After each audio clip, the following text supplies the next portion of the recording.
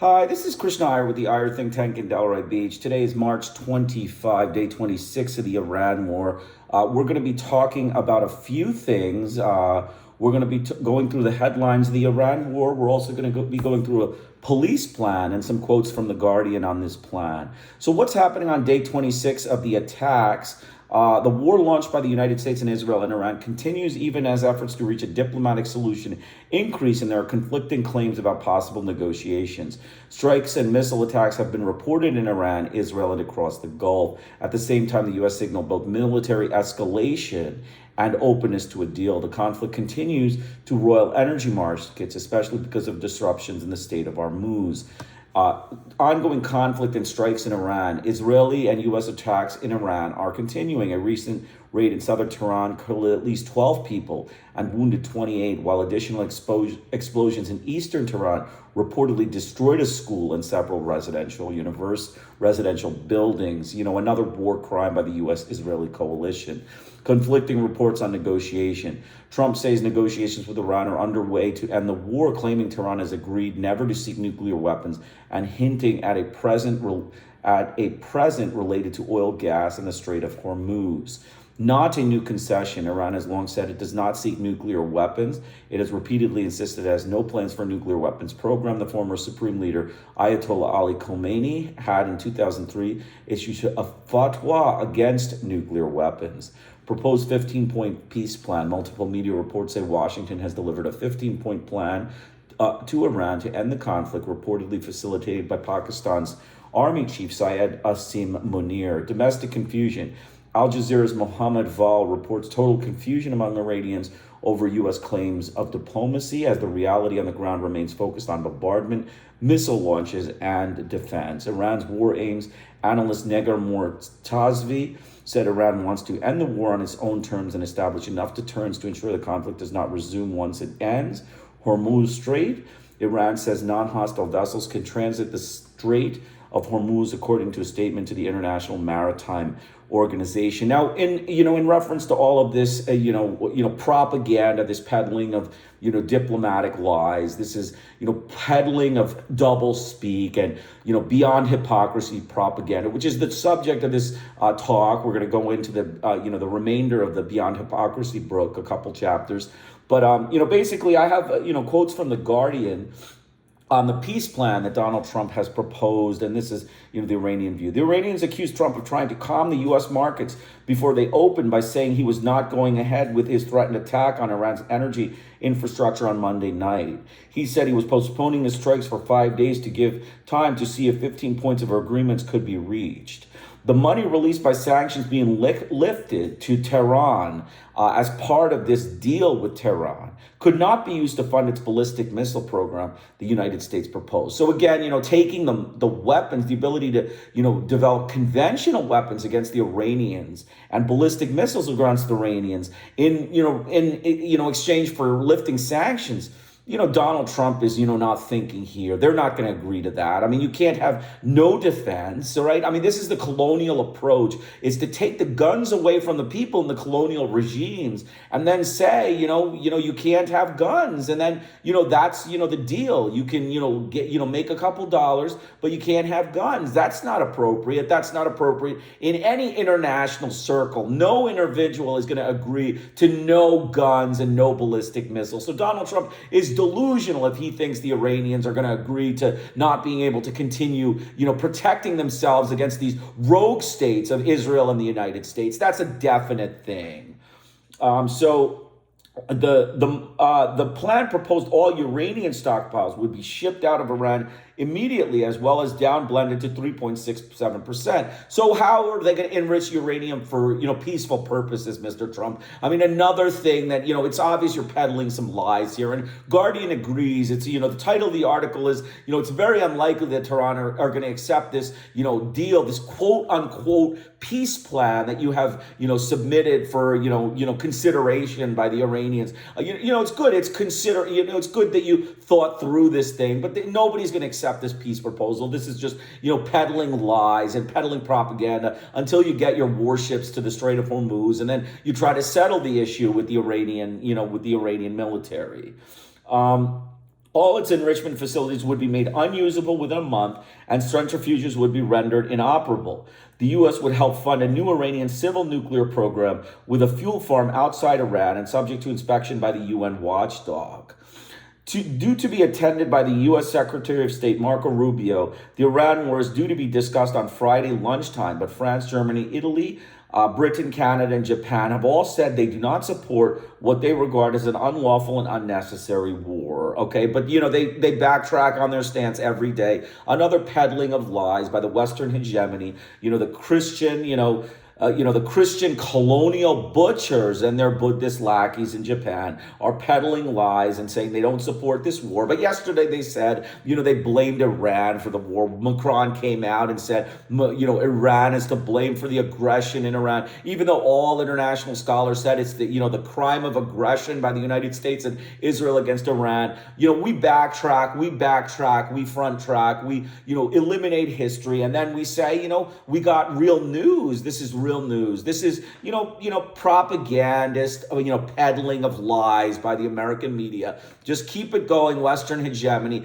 Get together, get your thoughts through, put it in the form of a fictional presentation in the news media, and we'll all be good. And, basically a couple other things is China and France have urged talks. China's top diplomat Wang Yi told Iran that talking is always better than fighting, while French President Emmanuel Macron urged Tehran to engage in good faith negotiations. Islamabad has offered to host talks. Prime Minister Shehbaz Sharif said Islamabad is prepared to host negotiations to stop the U.S.-Israeli war on Iran. Continued attacks, have been continuing against Saudi Arabia, Kuwait. There was a fire in, the Kuwait International Airport with a drone attack. Saudi Arabia has intercepted multiple missiles. Casualties have occurred in Bahrain. The UAE said, attack in Bahrain killed a Moroccan civilian working along a UAE's armed force person. So continuing, oil, we have, really basically Iran is being targeted by missiles by Israel. Security zone 30 kilometers into Lebanon as a security zone is being controlled by Israel as it seeks to fight Hezbollah and diverting diplomatic tracks. Israel is not part of the U.S.-Iran talks, and that Israel is going to continue this war open season against Iran. So even though America is putting forth a proposal for peace, Israel is not, in that, circle. It's not privy to that circle. So obviously, this is another aspect of the propaganda that's very clear that the U.S. is, going to peace, but then Israel is going to continue its bombardment. So, that's not an effective peace deal. So I think the Western hegemony needs to rethink their story here, their fictional story here, and, represent it, another day. Maybe we'll find it satisfactory tomorrow or another day. But today, it's just basically Rumpelstiltskin's garbage propaganda. Okay, so we're going to continue with this book, Beyond Hypocrisy. We had talked about, we had stopped basically on naked and properly attired aggression. We were talking about super lies. We finished the Gook rule. Super lies we actually finished. So we're going to continue on with the allies. One of the dolier features of the U.S. assault on Iraq was the regular news reporting that attacks carried out by the Allies and under the United Nations auspices, not by the United States. The United States organized the Allies using extensive arm-twisting, bribery threats, and misrepresentation of U.S. goals, with only Great Britain gung-ho to support. It pushed the earliest possible use of force on the members of this coalition. It alone decided when the war would start, and 90% plus of the bombs dropped by the Allies were of U.S. origin. The flow of information and disinformation about the Allied effort was also controlled by the U.S. officials. The practice of a great power covering up its aggressive and violent strategies under the guise of collective action goes back a long way. In the first volume of his History of the Ancient World, in a chapter on the Athenian Empire, Michael Rostov describes how Athens bullied and manipulated client states in the 5th century BC as it carried out her ambitious foreign policy, and that all was exceedingly displeasing to the allies, as the subjects of the Athenian Empire were still officially called. During the Vietnam War, the United States mobilized fighting units from allies like Australia, Thailand, and Korea, which were essentially mercenary forces obtained by threats and generous revenue sharing, for which the kinder, gentler United States always finds resources. So the Vietnam War was too fought by allies. And the murderous Korean War, in which the United States almost completely leveled North and Central Korea with the systematic bombing of dikes and destruction of food and water supplies, the massive use of napalm splash. Winston Churchill's phrase was napalm splashed over houses, people, and animals, and coming close to precipitating a war with China and using nuclear weapons, was fought under the UN cover. It must have been consoling to the world to know that this was done by quote unquote allies under UN auspices rather than the United States alone. So you can see he brings, very smart analogy where the US almost, basically used napalm. It, created all sorts of cancers and, all sorts of, illness in, the Vietnamese and the Cambodians and the Laotians. And then, they almost, and actually, in the Korean War, they created all kinds of casualties against the North Koreans. They reduced North Korea to rubble, basically. This is not in the, the press, the Western press and Western hegemony. The racist Christians of the U.S. government, the, British government, the France government, they don't bring up any of this colonial history in their, campaign of terror in Asia. And they, slaughtered, hundreds and thousands of South Koreans. Even before the war, the United States had secret police and killed 230,000 South Koreans. And, they went on forward and bombed the hell out of North Korea. And, they forget about it. Now North Korea is an axis of racist evil. You know who's the evil? It's the racist American government. And they're peddlers of doublespeak, lies, and hypocrisy. And that's why this book, Beyond Hypocrisy, is a perfect example to discuss their peddling of narratives and their agendas, the racist agendas of racist whites of the U.S. government.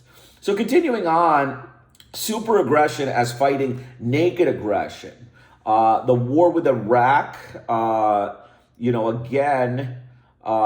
United States acted in the name of fighting aggression, transforming complex local events into rationales for embarking on campaigns of truly massive destruction. In the case of the Korean War, the question of who started it remains controversial, but the United States quickly steered consensus to a North Korean invasion without provocation and mobilized its allies in the UN as a cover for virtual destruction of North Korea. So you can see the US lied about who started the Korean War. It's pretty knowledgeable. There's a book called Hidden History of Korea. If you want to, read the Hidden History of Korea book, it's an excellent book. It goes through the real history, which is that the United States, the South Koreans pulled the first trigger. Okay, the South Koreans, instigated the war in a response by North Korea, and that's who started it. And the United States just jumped on the bandwagon and, lied and propagandized and slaughtered so many North Koreans. And, now they, sit around and, call North Korea, an axis of evil, and then call the North Koreans bad people, call the Chinese bad people. They, basically think they're a pariah state. The only reason that there is real,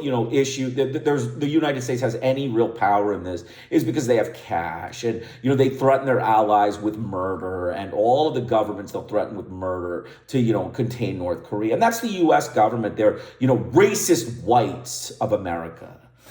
Continuing on, actually, in the case of Vietnam, the U.S. official position accepted by the mainstream media was that we were countering aggression from the North, as well as internal aggression by the South Vietnamese, who had the audacity to resist the rule of our chosen proxies, which was France. In reality, the aggressors were the French, who tried to reestablish their colonial rule of plantation slavery from 1945 to 1953, and then the United States through 1975.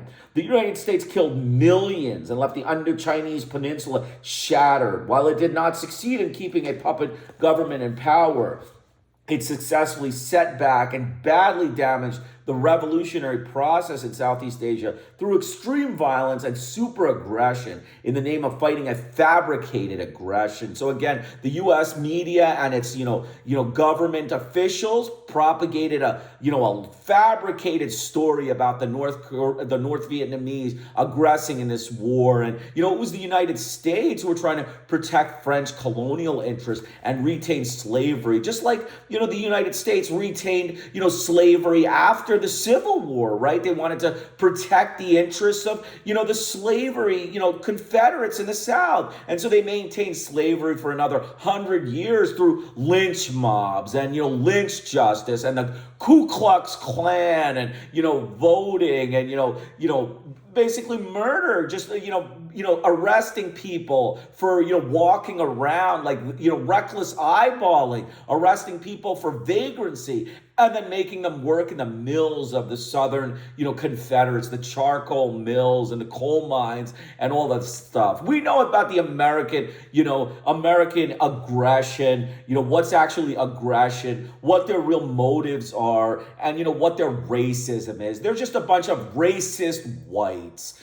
Racist whites. I call them Ku Klux Klan government. That's the best way. So that you don't, address the Christianity or, what the religion is. It's a Ku Klux Klan government. It's a mentally deranged group of, violent-tempered racists. That's the best way to describe them. In Iraq, the United States again fought in the name of countering aggression as it proceeded to smash a smaller power and lay waste to another third world area. In contrast with Korea and Vietnam, there was a definite aggression by Iraq, but several points should be noted. The choice of aggressor to be smashed was highly selective, and the resistance to this aggression was organized by a country still occupying its previous victim, Panama. Second, the Iraqi aggressor aggressed against Iran from the 1980 to 88 with support from the United States and its allies, with not a moral issue nor need to teach a lesson arising. Third, the United States virtually enticed Iraq to enter Kuwait, reassuring Saddam Hussein publicly and privately that the conflict was strictly an Arab problem and that we had no agreement to defend Kuwait. So you can see they basically led Saddam into attacking Kuwait. He specifically had conversations with many of U.S. officials who said they wouldn't do anything. And George Bush basically led them to attack Kuwait. And there in 1990, they attacked Kuwait, and then it was naked aggression. The Muslims committed naked aggression, and then we went on an Arab slaughter campaign. Our racist, white Ku Klux Klan government went on a racist anti-Muslim butcher campaign, and that's what happened. The failure to try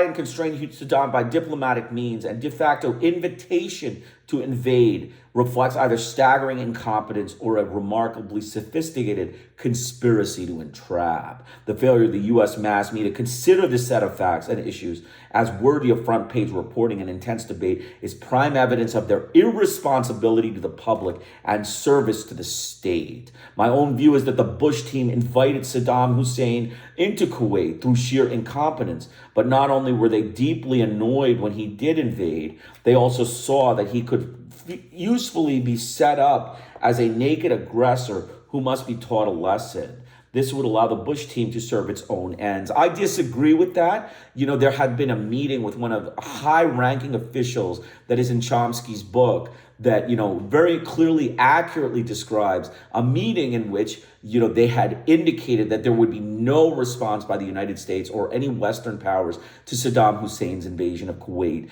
And actually, it's not incompetence. It's deliberate conspiracy to entrap by, George Bush and the U.S. government. Again, another Ku Klux Klan American action, violent-tempered white racists.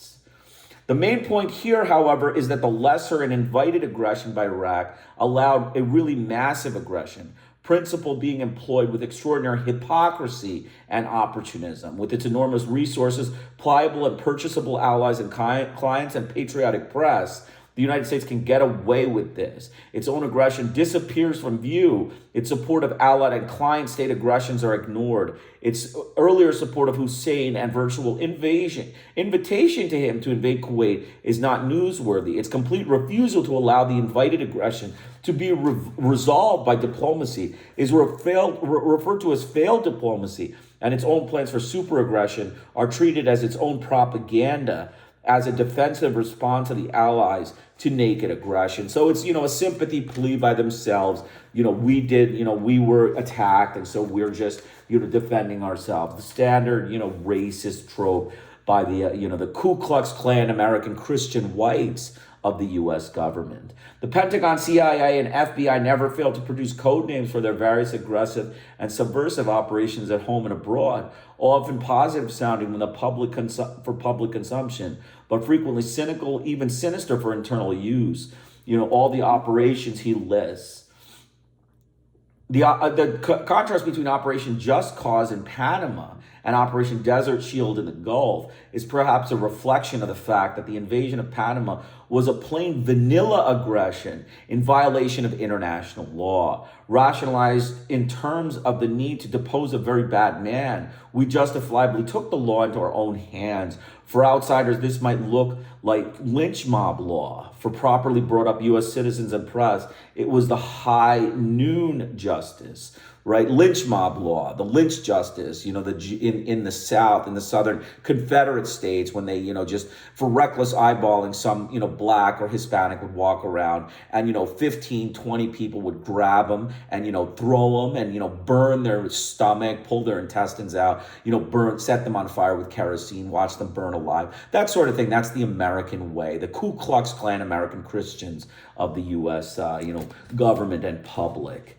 Continuing on, censorship and disinformation.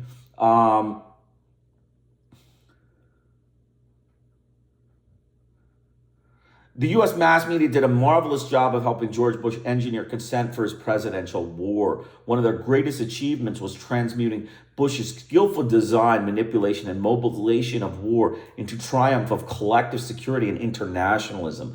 Once the war was underway, the media moved even more aggressively into a we-they, winner-loser frame of reference, as if describing an exiting game, energetically rooting for the home team and ignoring alternative perspectives and inconvenient information. Now, that international law description we discussed just now, Noriega was taken out by Bush. It was a violation. We said very clearly this was a violation of international law. This is written in a book. It is a statement of fact. Legal scholars called that a violation of international law. So you can just parallel that to Donald Trump's invasion of Venezuela. Exact same thing. He kidnapped him, and it's a violation of international. Let's leave it at that. Let's not go into more emotionality about it. It's a violation of international law. It's a plain vanilla aggression in violation of international law. Plain Ku Klux Klan aggression of international law.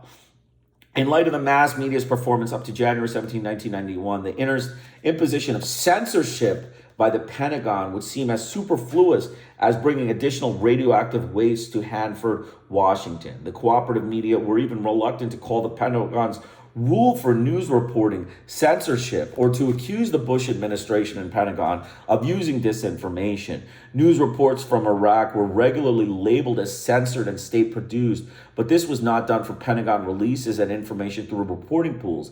The networks and the Times Washington Post not only failed to join in a suit against the Pentagon protesting the censorship, they did not even report the suit as news. The Pentagon censors news because it is greedy. It wants rooters who never criticize or misplay a boo or bungling quarterback. It likes a completely subservient clique. There is no doubt that the press would like details on casualties, even Iraqi casualties, that the war makers want kept under the rug. The media would surely stress our casualties more than enemy victims, but the Pentagon would prefer that neither be discussed. However, as even the Soviet military establishment harshly attacked the Soviet press for disclosures undermining the war effort in Afghanistan, Unless we accept that the Soviet Union had an adversary press, the desire of the Pentagon to control the flow of information hardly proves the existence of an adversary press here. So, for the excuses that, there's an adversary press in the United States, it's a propaganda state of the U.S. government. The U.S. press is, basically the propaganda wing of the U.S. government. It's, a department of, media, the U.S. government. I would call it a department of, media fabrication of the U.S. government. And that's what they have. They have like a Ku Klux Klan division within the U.S. government. It's called the Department of Press. And that's, that's all the New York Times, the Washington Post, all of the different papers of the United States. From Vittorio Mussolini to Tom Brokaw, the statement that the Italian dictator Benito Mussolini's son Vittorio, a bomber pilot in Italy's attacks in Ethiopia the years before World War II, were held up as the epitome of the inhumanity and degeneracy of fascism. In the book Volo sulla Amba, Vittorio referred to war as the most beautiful and complete of all sports. His most famous line, it was diverting to watch a group of Gali, Ethiopian tribesmen, bursting out like a rose after I landed a bomb in the middle of them. The word beautiful appeared regularly in the U.S. network coverage bombing of Iraq on January 16th and the days that followed. Tom Brokaw bubbled with enthusiasm at the threatening beauty of it, and a CNN reporter in Saudi Arabia spoke of the most beautiful sight of the bombers taking off on their missions of glory. As Brent Sadler saw it on ITM, the night sky was filled with star-spangled banner display of force. Jim Stewart of CBS News referred to 2 days of almost picture-perfect assault, and Charles Osgood of CBS found the bombing of Iraq a marvel. Like Victoria, the free world establishment reporters uniformly exalted bombing attacks as exhilarating and aesthetically pleasing. They also uniformly failed to call attention to the fact that there might be human agony and death under the surface of their observations. In his science fiction film Fahrenheit 451, Ray Bradbury describes a future in which people would be holed up with wall-to-wall TV from which they would be treated to spectacles of the actual search for and execution of terrorists. U.S. TV coverage of the war in Iraq offered a bowdlerized infotainment variant covering the war in a game and propaganda format. The propaganda format was designed to show the war in a good light from standpoint of the admiration. Pentagon and weapons manufacturers keeping casualties and collateral damage as far out of sight and mind as possible. This is similar to the Iran war. It's a propaganda show. It's a game, a war game, and a propaganda show by the U.S. government. This is a war that, is basically a propaganda show. I'm telling you, it is exactly the same as the Iraq war. What specifically the motives are not very clear now. But let's just say that the U.S. government is performing a propaganda, act in the Iran war. Donald Trump's act of war in Iran is a propaganda, war. It provided a controlled video game and sport exhibition of a high-tech war managed by the Pentagon and media to show good colors, high-tech success over the enemy, excitement, and interspersed patriotic images, flags, pictures of our leaders past and present, and patriotic scenes. It was perfect, picture perfect, as CBS Jim Stewart said, because it was carefully selected and well managed. Mussolini would have been impressed. War speak, the double speak component of official and media messages, reached new heights with the coming of the war in the Gulf, and some elements of the media even called attention to the development of choice Orwellians like collateral damage. It is interesting, however, that the media paid no attention to the ultimate Orwellian perpetrated by Bush and some supporters in obtaining congressional approval to fight. The classic illustration of Orwellian has always been war is peace. In addressing Congress, Bush told it that a vote to give him war powers offers the best chance for peace, and many of his supporters made the same point. Following his success in obtaining congressional sanction to go to war, the newspaper of record editorialized that Congress has armed the president first and foremost for peace. There it was, a vote for war, which began in a week, was a vote for peace. The phrase peacekeeping mission was also used by U.S. officials and the press to describe Bush's team's efforts. The Big Brother triumphed in the free society and the free press via free market purpose.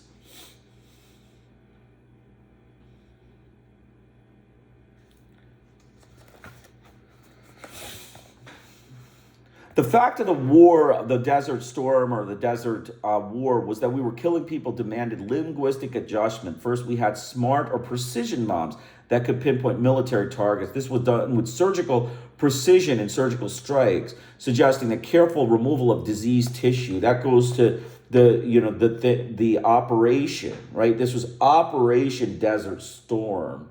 Okay, after Desert Shield, Operation Desert Storm, indicating, suggesting, that it is human instrumentality that applies to cutting an instrument of human flesh. Okay, Operation Desert Sword is what, the others had called it. Operation Desert Sword, indicating an instrument used to, cause, human flesh cuts. Okay, and then they had surgical strikes, careful removal of diseased tissue. The concept of surgical strikes during the Vietnam War said that they were aiming accurately on military targets and implying that they didn't kill civilians.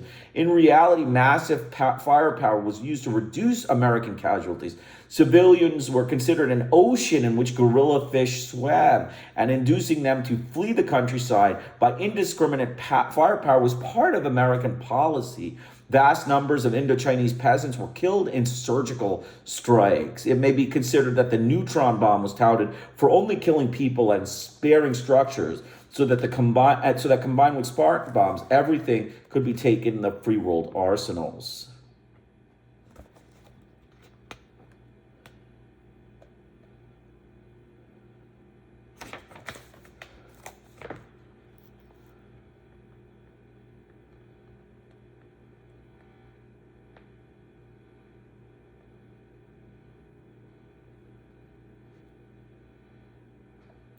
Okay, he talks about a little bit about the Kurds. Uncle Sam is Mr. Clean. I mean, obviously, Mr. Clean is not a word to describe Uncle Sam. This is, slaughter, is basically, to describe Uncle Sam. The Iraqis were considered mere Arabs, just like the mere gooks of, Vietnam, the mere Arabs. And as victims of U.S. violence, it is natural that they be disappeared by patriotic media committed to protecting the image of U.S. benevolence. So that's, pretty harsh, but, basically the Washington Times and the, Washington Post and the New York Times charted Iraqi losses and the toll of war, but only in regard to Iraqi weapons losses and without mentioning Iraq's human casualties. So, they were mere Arabs, right? Mere gooks, mere Arabs, mere niggers, mere dodheads, mere spics. That's the U.S. government and its, media campaign. Maybe they're a little more polished now because they got a lot of flack for, the mere gooks and the mere Arabs. But the fact is they're still racist Ku Klux Klan white Christians, mass murdering racist gangsters. Murder by immobility. Turkey shoot. Okay, there was something called the turkey shoot when the Iraq came to, it had a, attempted, retreat. They were retreating, they were surrendering, and then they basically butchered them. They slaughtered them in cold blood. The U.S. troops slaughtered them. Basically they were blamed for that. The U.S. media blamed the Iraqis, the mere Arabs. They blamed the mere Arabs for, retreating, too late. They decided too long before a life-saving panic set in. And the strange and horrifying immobility belittered the desert with Iraqi corpses was the very thing that constituted the Iraq triumph by the United States. If not in the present, then as a prelude to in Saddam's word, to the future. We laughed when these victory claims were broadcast to the world.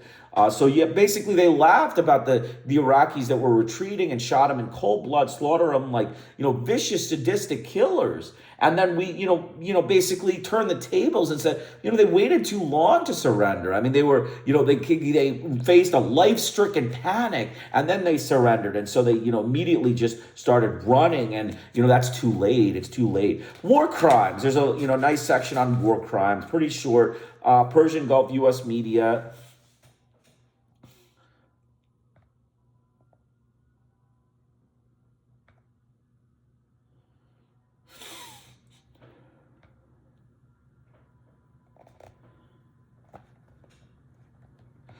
As usual, the media paid no attention whatever to possible U.S. war crimes, such as attacks on nuclear reactors, which violate international law, and the use of fuel-air bombs, which the media pointed to as ominous threat of chemical weaponry when it was allegedly, apparently falsely, that the Iraqis had them, but which they simply refused to discuss or investigate when it turned out the United States had and used these murderous weapons. The massacre of tens of thousands of completely demoralizing, retreating Iraqi soldiers in the Turkey shoot also raised questions of war crimes, but not in the patriotic media. Again, the Turkey shoot was in Kuwait when the Iraqi soldiers were retreating.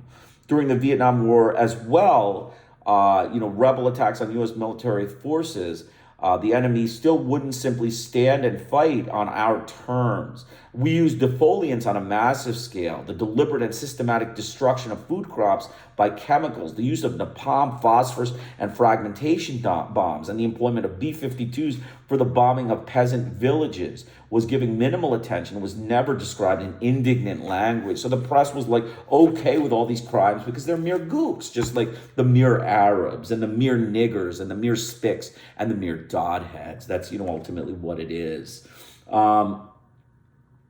Skunk hunting was another name for Vietnamese that were being shot from helicopters, any Vietnamese in sight. So U.S. troops would just fire indiscriminately at any Vietnamese, and they were called skunk hunters. The Country Boy Fun and Games, show that was a criminal act. He describes it as criminal. During the Vietnam War, regurgitated assertions of the U.S. officials that pilots and U.S. forces were bending over backwards to avoid harming civilians. That is, a complete fabrication. That's state propaganda. Is that serial lying by his sources causes him to doubt the next self-interested statement. Koppel fails this test resoundingly, but in ample company. So, Ted Koppel, right? Ted Koppel, the big guy, the big U.S. journalist, commentator, the big guy like, Brokaw, Cronkite. He's a Walter Cronkite level. He asserted that, ABC News commentator asserted that, he takes extreme care at great personal cost to American pilots that civilians are not hit. Okay, it's based on official statements, and the record of official lying during Koppel's stint as ABC's news person has been massive. The test of an independent journalist, as opposed to a straight propagandist, is that serial lying by sources causes him to doubt the next self-interested statement. But Koppel, fails this test resoundingly, but in ample company among U.S. reporters. Pride in genocide. Bush managed us into a war of super aggression with the aid of Democrats, press, corporate establishment, and general populace.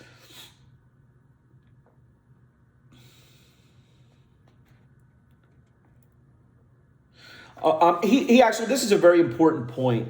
We must give some credit to the Iraq War, basically in reference to the Iraq War.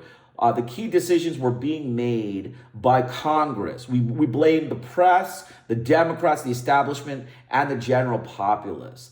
I recall some posturing after the mobilization of troops and UN consent for the war was already obtained, but no debate except in a Pickwickian sense. We must give some credit here to the population at large, so easily mobilized by hack politician demagogues who wrap themselves in the flag, lie incessantly, and ooze insincerity and hypocrisy. Both Lyndon Johnson and George Bush, after having maneuvered us into war, called for prayers for peace and were not jeered out of office. This is a populace that can revel in the beating up Grenada, in winning a 1984 Olympics from which the only serious rival had been bullied into withdrawal. That's the Russians.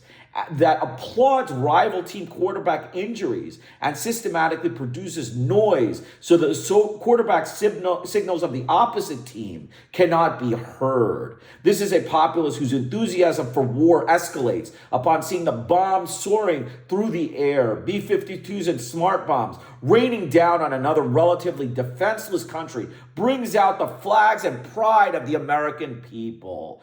This is a people that could elect and re-elect Richard Nixon and Ronald Reagan and vote in the unspeakable Bush Quayle team. This is a people for whom the Southern strategy works and who could wax enthusiastic about the swaggering bully, liar, and sycophant Oliver North. Very well put. The U.S. public definitely deserves credit for all of American wars, despite their ignorant, their pretend ignorance and their peddling of ignorance and their peddling of innocence. They are definitely equally guilty as their politicians, normalizing the unthinkable.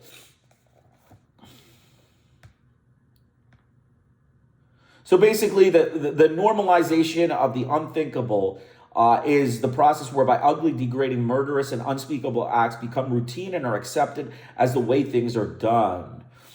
There is usually a division of labor in doing and rationalizing the unthinkable, with the direct brutalizing and killing done by one act of individuals, others keeping the machinery of death, sanitation, food supply in order, still others producing the implement of killing or working on improving technology, a better crematory gas, a longer burning and more adhesive napalm, bond fragments that penetrate flesh in hard to trace patterns.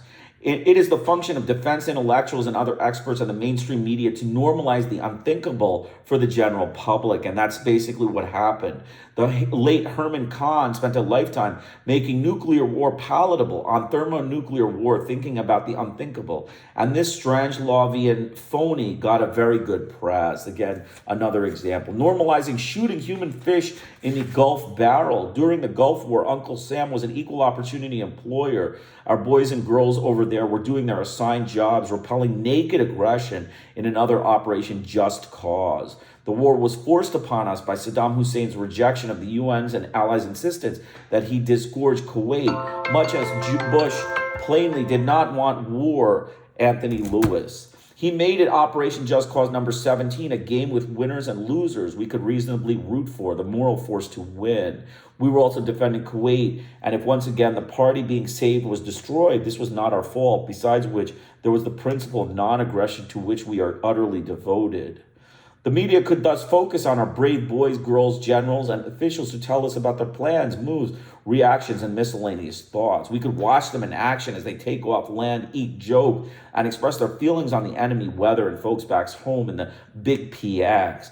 They were part of an extended family doing a dirty job with clean bombs and the moral certainty of a just cause. That was the media's, stance on it. The point was never made that the enemy was relatively defenseless, in the same position as the natives colonized, exterminated, and enslaved by the West in past centuries by virtue of muskets and machine guns. See the social history of the machine gun by John Ellis. Our technical superiority reflects our moral superiority. If it all seems like shooting human fish in a barrel, one must keep in mind that we are dealing with the lesser creatures, grasshoppers, two-legged animals, cockroaches, people who don't value as much life as we do, who allowed another Hitler to rule over them, and who stand in our way. Only the voiceless could express the view that this was the most cowardly war in history.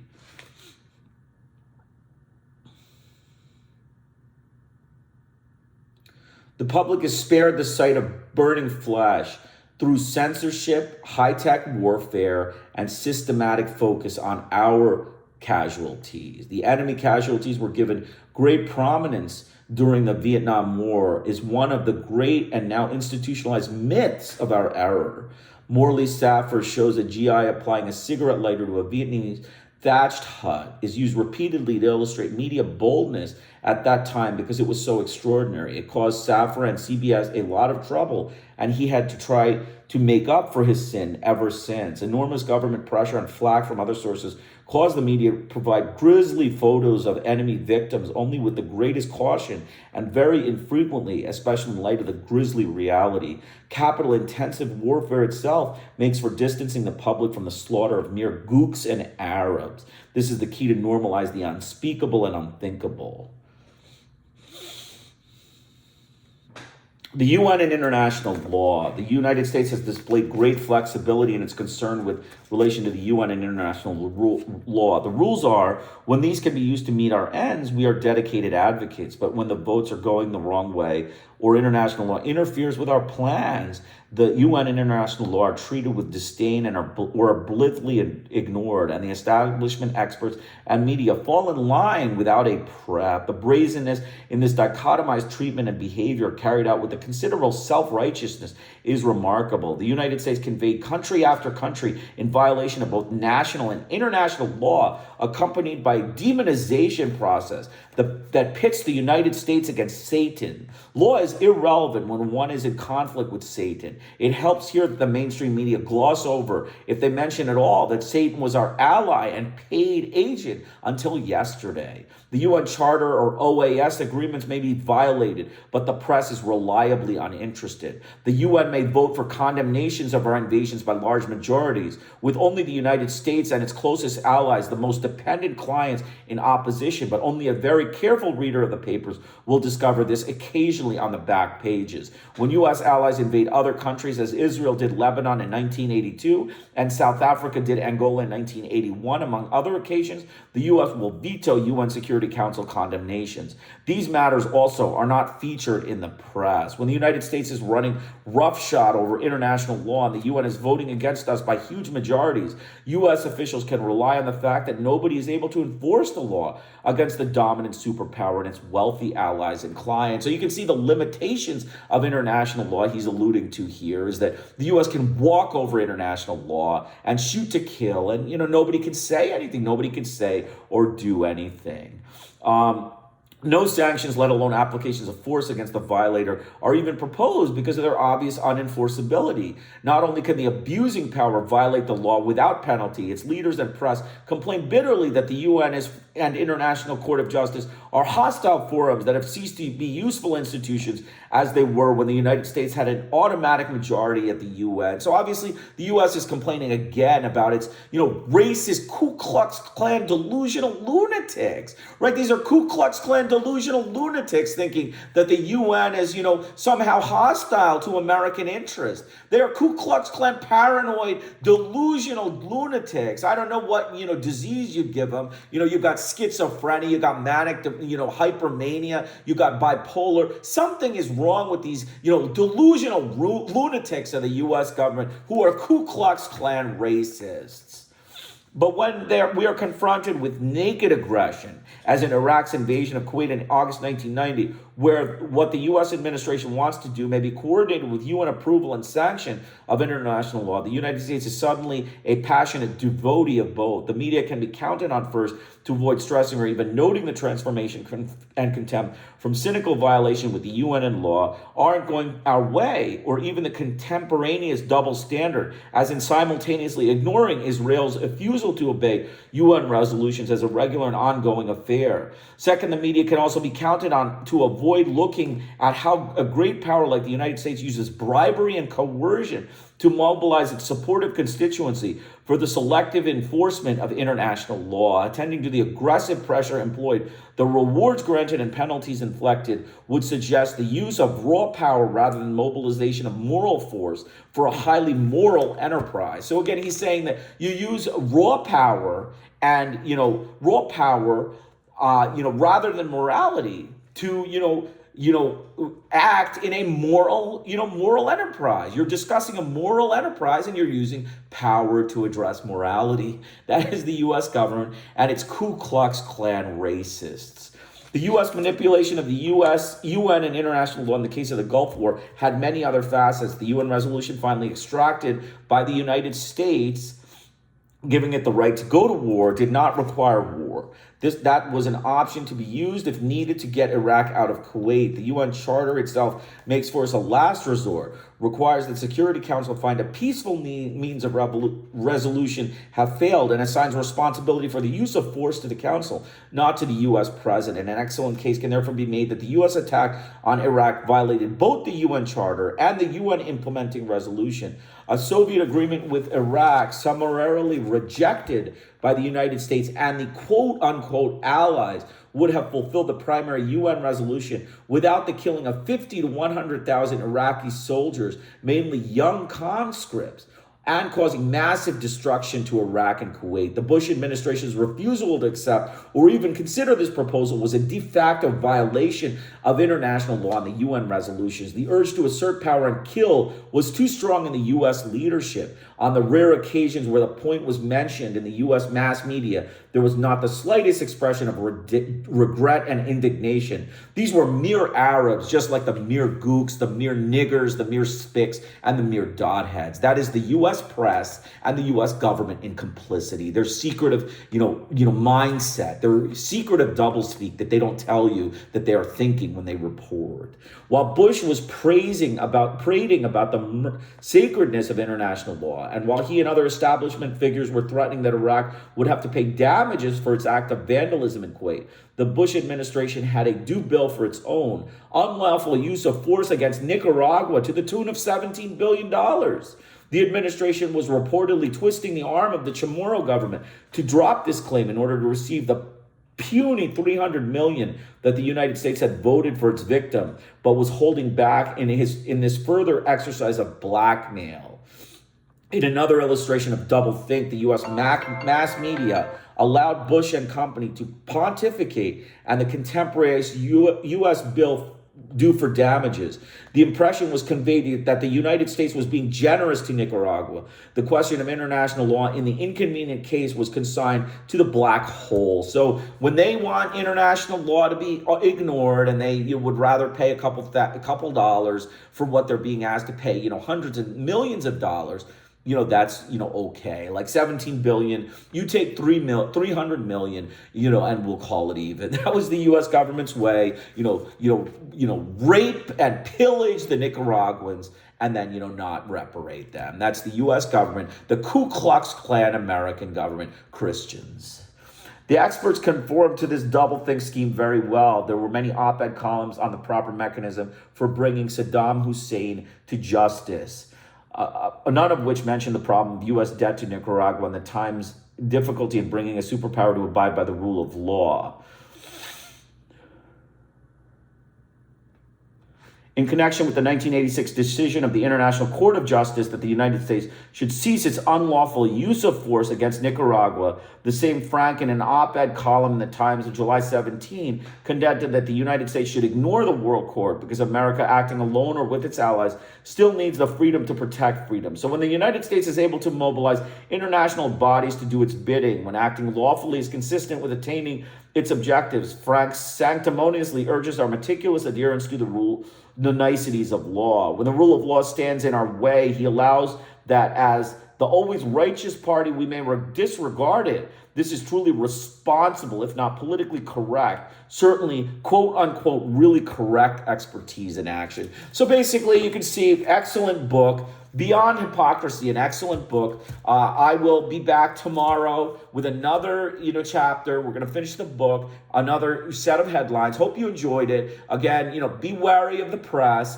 Be always thinking they have agendas. They have serious agendas. The American press is, hiding their mere gooks, mere Arabs, mere niggers, and mere spics in their media reporting and, reporting in pro-white approach to all of media. I hope you enjoy. Krishna Iyer with the Iyer Think Tank in Delray Beach. Have a great day.